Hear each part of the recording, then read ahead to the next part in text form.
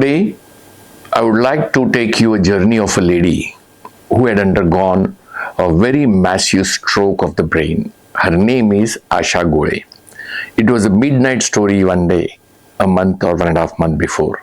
She had a very severe stroke in the brain with middle artery, cerebral artery, getting burst out, and a hematoma which was compressing on the midline made her life very challenging even for survival. She was immediately taken to a craniotomy to remove the clots of the blood, and she remained paralyzed, unconscious for at least 2.5 days. She was on a tracheostomy to maintain her ventilation and vitals. By 4th or 5th day, she was showing some improvement. Asha Gore is a strong fighter, and StemRx protocol has done support to her fighting nature to outcome of that. Today, at the end of 1 month, post-surgical, she underwent a very positive StemRx protocol, which is sandwich protocol, where we used various type of programs in the form of microcurrents, regenerative potentials, peptides, growth factors, stem cell therapy, then mitochondrial function.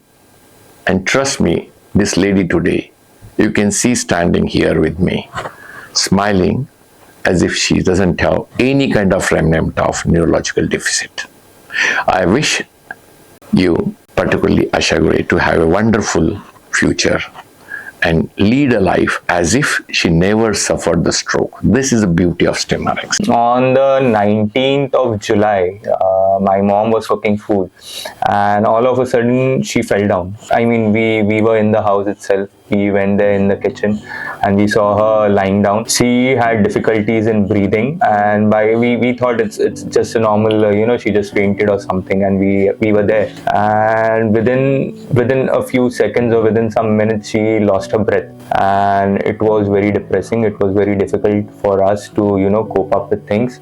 And at that given point of time, my only motive or my only thing was to save her, and I gave her CPR. I was giving her CPR for almost like 30 to 40 seconds, and after 30 to 40 seconds she started breathing again. We had no idea what was wrong. We called the ambulance. The ambulance took time to come, and then we shifted her to the hospital. When we reached there, we came to know that it was a bleed in her brain. There was a bleeding, and it was bleeding profusely. Almost 70% of her brain was covered with blood, and she had lost a lot of blood. Okay, and the pressure in the brain and the skull was so high that the blood was finding ways to move out. And that is when we realized her eyes were starting to get red. It was very difficult. It was a difficult time for us. Later on, she was operated. We found out she had brain aneurysm, and there were almost 3 clots or 3 aneurysms that were treated, out of which 1 had already burst and 2 we had to clip. When the operation was taking place, it was we were told that the chances are too low. Survival rate is also low, and there would be further complications that will happen. And we still went ahead with it. My mom was on the ventilator for almost 4 days. She was in the ICU for 9 days. She was not responding to our commands. She was not responding to our calls for almost 9 days. And later on, she started moving her fingers, only the left side of her body. She was only moving which is when we were told that she is paralyzed from the right side, and it's very difficult for her to recover. But she was strong. She is a strong person. She recovered out of it. On the 10th or the 11th day, she was moving completely. I mean, both her limbs and both her legs. Obviously the right side was too weak, and then after like 10 days we got her into a general ward. But even after we got her into a general ward, it was quite difficult because she was not speaking. She had lost her speech. Her understanding was almost 10% of what actual understanding is. She was irritated, she was frustrated, because going from 100% to almost 2%, I mean, being a completely physical fit and fine person and moving on to you can't move, you can't talk, you can't do anything on your own, was quite difficult for her. We were trying to explain it to her. She did understand our commands later on, and after almost 15 days we got her home. And when we got her home, we got her on the wheelchair. She had a RT tube for feeding, she had a urinary tube because she had zero understanding about involuntary or voluntary movements. She was on the wheelchair, we had zero idea if she could move or if she could understand us or if she could talk again. And I still remember on the 17th day we got her to StemRx for her physiotherapy, and her preliminary assessment was done, wherein we were assured by the doctors that she will cope up. They will try 100%, and it's all her willpower and the doctors, efforts that were going to help her improve. We were doing physiotherapy every day for almost 3 to 4 hours, and the journey from the day one of physiotherapy till today was remarkable. She couldn't move herself in the initial first 2 days that we got her home, but I still remember on the third or the fourth day she got up from the bed. I mean, she herself got up from the bed. She didn't need assistance. She was trying to talk to us. She was trying to, the doctors had told her to do some kind of exercises on her own. And it was very stunning that she remembered those exercises. She was doing it completely by herself. And I remember from day 1 at StemRx to day 10 at StemRx, the journey was completely different. She was getting up on her own. She was walking on her own. She couldn't climb steps, but yes, we gave her a hand and she used to climb steps as well. We removed her RT tube. She started eating with her own hands. We were, worried about the swallowing part. Can she swallow properly? Would it go into her lungs or her air tract?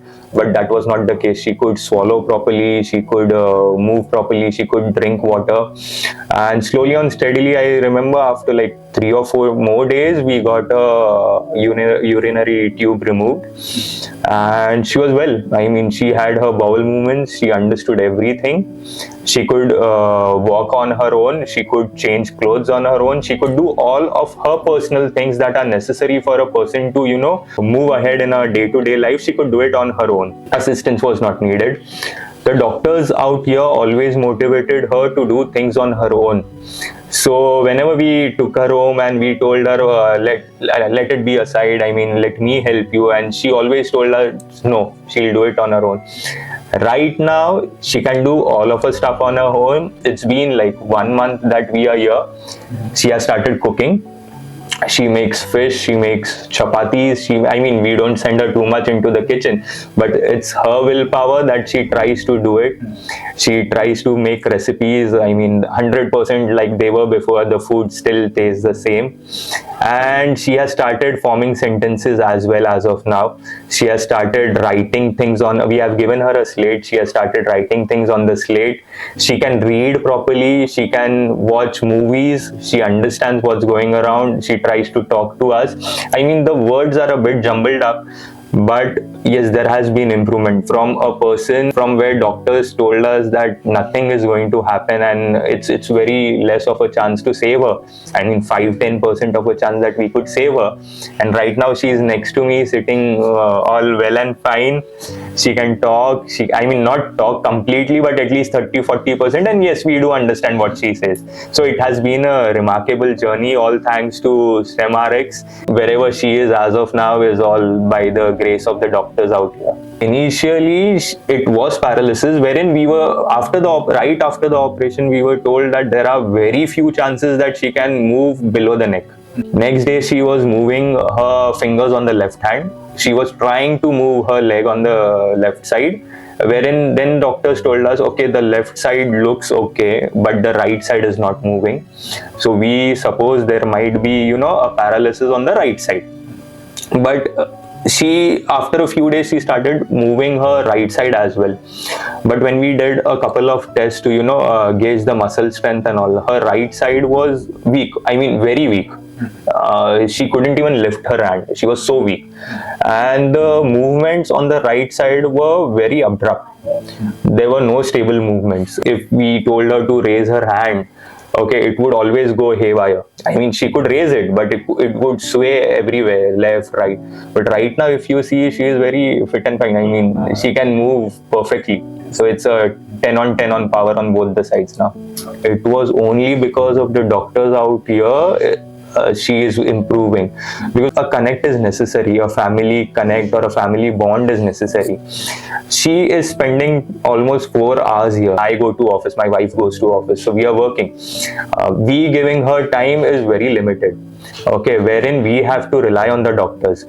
I found the doctors out here would always treat her like their mother. It was so good, and I was never worried. Whenever she used to enter the hospital, I was never worried. I never called my dad again. I used to only call her, have you reached?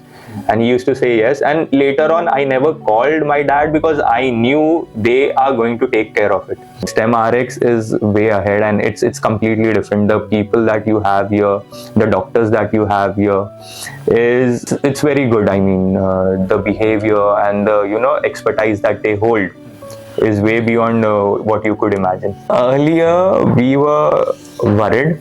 I still remember we had questions. I mean, my family used to have questions whether she would start walking, if she could move her hand, if she could do things on her own, or will she be completely dependent on us, and we will have to take care of her like a child.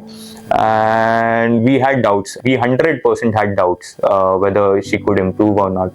We got her here. I mean, the first session itself, we were told that yes, she would improve. But I was researching a lot. I was going through a lot of papers. I was reading a lot of stuff online, wherein I always read having almost like 3 aneurysms, having a ruptured aneurysm, having your 70% of your brain covered in blood. It is quite difficult for a person to improve. I read it online. I mean, I had read case papers and everything. It was very difficult. It's all what therapies you use and how good the doctors are, which would improve the patient. And improvement, we were thinking that okay, she would have improvement, but improvement would be very limited. Okay, wherein she would only get up from the bed and she would be on the wheelchair, is what we felt.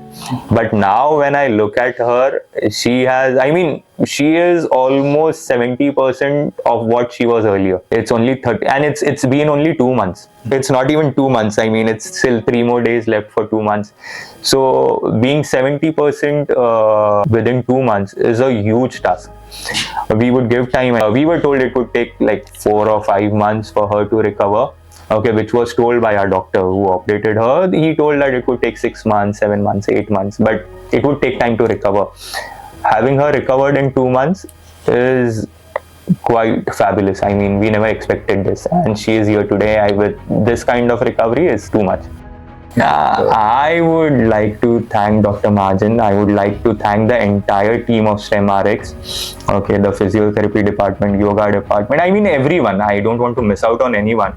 I would like to thank everyone at StemRx, because whatever my mother is doing today is all thanks to StemRx. Okay, whatever amount of improvement that I see is all thanks to StemRx. And not only this, obviously my mother was guided quite well, but we as a family were also guided. Okay, we were told once you take her home, okay, what are the things that you should do.